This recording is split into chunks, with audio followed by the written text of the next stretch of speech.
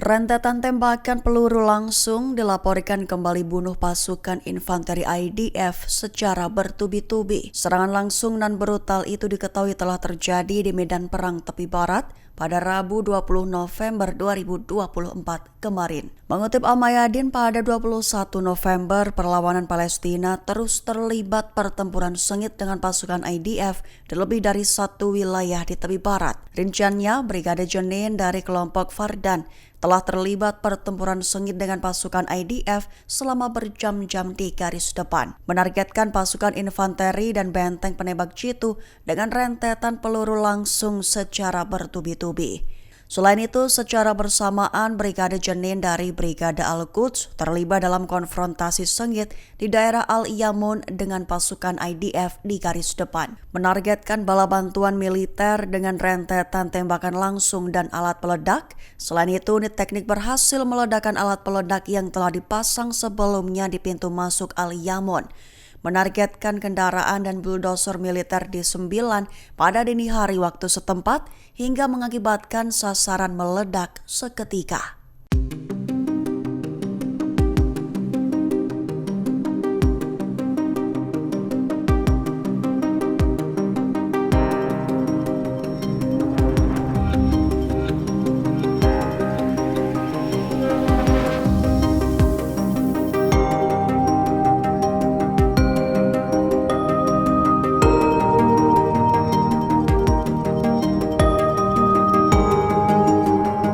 Tentara IDF dilaporkan telah mengakui kegagalan, mengklaim kekurangan jumlah pasukan untuk mengendalikan medan tempur di jalur Gaza.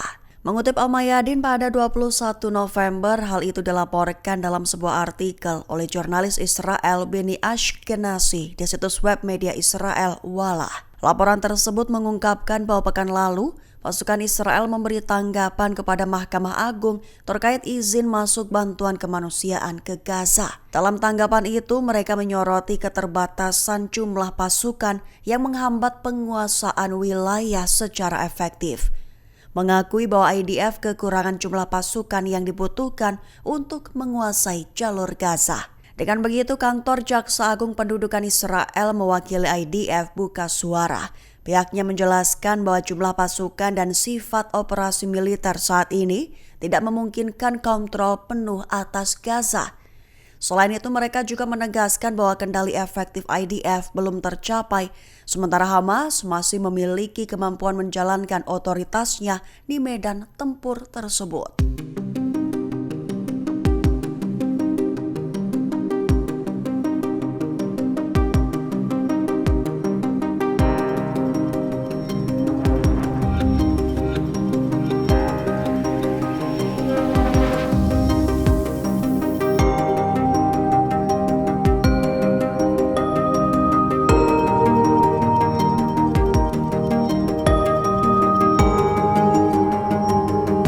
Penjarahan pangan di Gaza dilaporkan telah memicu lonjakan harga dan kelaparan akut.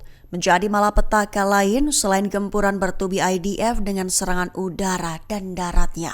Mengutip Tribun News pada 21 November, hal itu menurut laporan dari sumber utama beberapa waktu ini. Soal lonjakan harga, saat ini harga sekantong tepung dan susu bubuk masing-masing telah mencapai 375 shekel atau 1,5 juta rupiah dan 300 shekel atau sekira 1,2 juta rupiah. Harga itu melonjak berkali-kali lipat dari harga sebelum perang, di mana kala itu sekantong tepung hanya dibanderol 40 shekel sementara susu bubuk dipatok di kisaran 30 shekel saja. Kemudian soal kelaparan akut, kantor PBB untuk koordinasi urusan kemanusiaan bersuara. Pihaknya menyebut bahwa 75.000 hingga 95.000 orang masih berada di Gaza Utara berpotensi dilanda kelaparan akut akibat krisis pangan. Termasuk anak-anak di Gaza yang kini mengalami stunting dan malnutrisi akut akibat stok bahan pangan tak bisa masuk ke wilayah pengungsian atau dijual dengan harga terlampau mahal.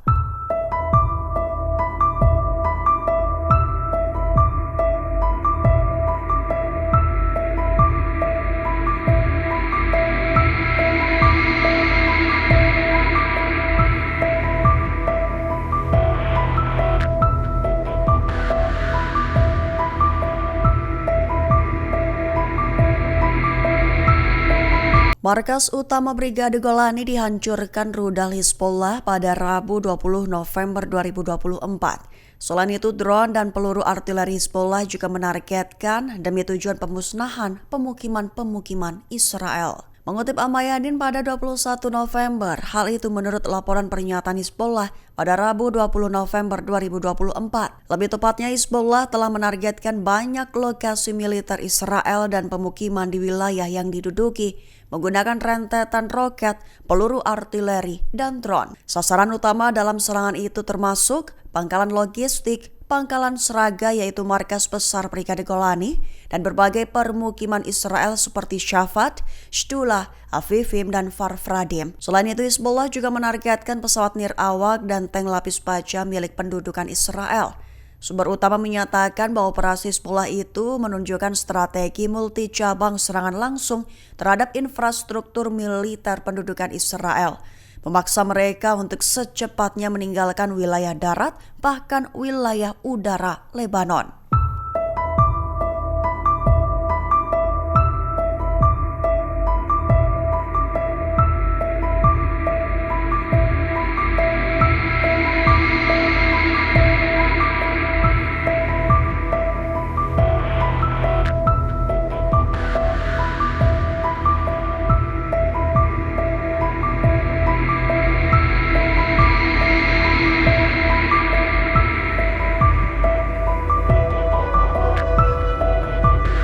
Amerika Serikat dilaporkan telah menjatuhkan sanksi baru ke 6 pejabat senior Hamas. Sanksi itu antara lain membekukan semua aset yang berbasis di Amerika Serikat, memblokir transaksi keuangan, dan melarang sumbangan dana, barang, dan jasa kepada yang bersangkutan. Mengutip Times of Israel pada 21 November, hal itu diumumkan oleh Departemen Keuangan Amerika Serikat pada Selasa 19 November 2024.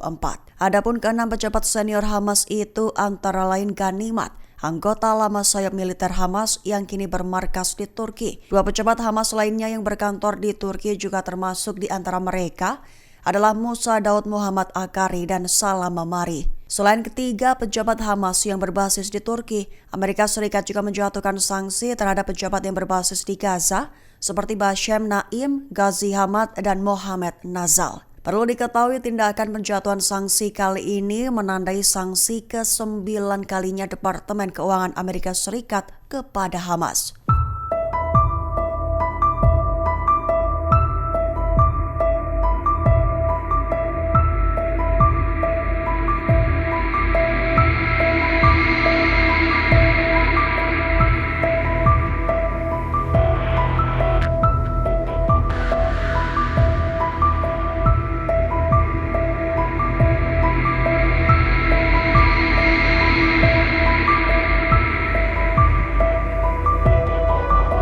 Kerugian personil IDF bertambah. Sersan 1 Purnawirawan Roy Session 21 tahun dari Batalion Nahshon Brigade Fir dari daerah pinggiran kota Mevasher di Yerusalem dilaporkan tewas.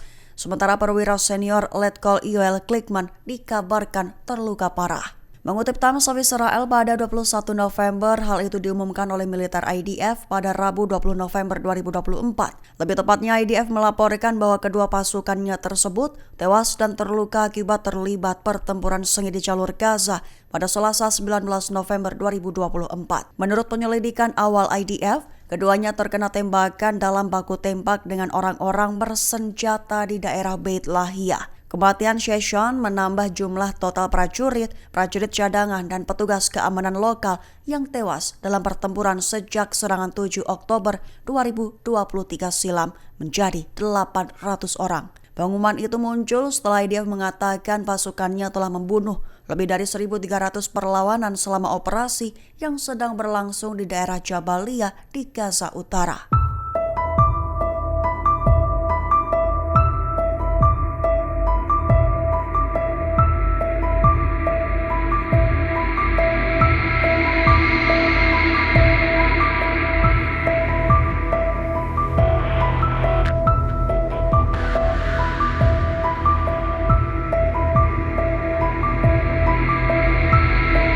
Laut Merah dikabarkan akan berpotensi berubah menjadi medan perang selanjutnya. lantaran Amerika Serikat menegaskan akan meningkatkan serangannya terhadap Houthi Yaman. Mengutip Al Arabiya pada 21 November, hal itu diumumkan oleh Kepala Pentagon Lloyd Austin mengatakan pada Rabu 20 November 2024. Lebih tepatnya, Austin menegaskan bahwa Amerika Serikat akan menempatkan dan menggunakan semua elemen yang tersedia untuk mewujudkan hal tersebut. Secara nyata, Amerika Serikat telah meningkatkan tempo serangan terhadap Houthi pada bulan lalu, termasuk mengerahkan pesawat pengebom B-2 dari Amerika Serikat untuk satu operasi. Menyoroti serangan Amerika Serikat baru-baru ini, Austin mengatakan bahwa Amerika Serikat akan terus berupaya untuk mengambil sebanyak mungkin kemampuan dari Houthi. Ketika ditanya apakah Iran yang melemah setelah serangan Israel akan berdampak pada Houthi, Austin berkata bahwa Houthi cukup gigih dan akan menganggap diri mereka tunduk pada Iran. Austin juga memperingatkan bahwa Houthi harus bertanggung jawab atas serangan mereka yang terus berlanjut.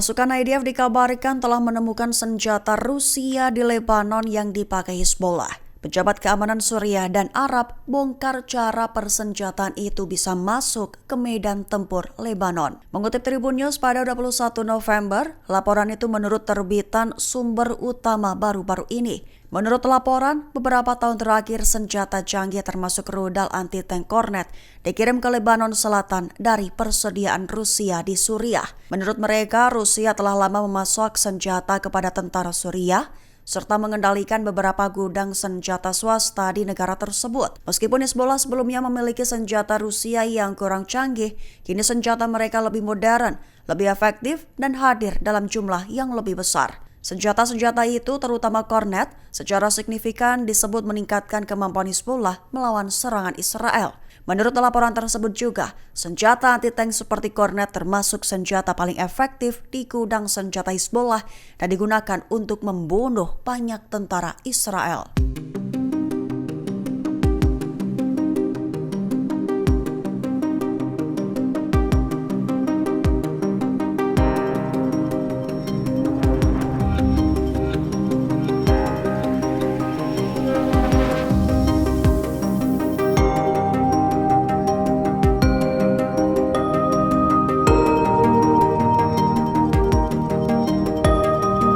Download Tribun X sekarang, menghadirkan lokal menjadi Indonesia.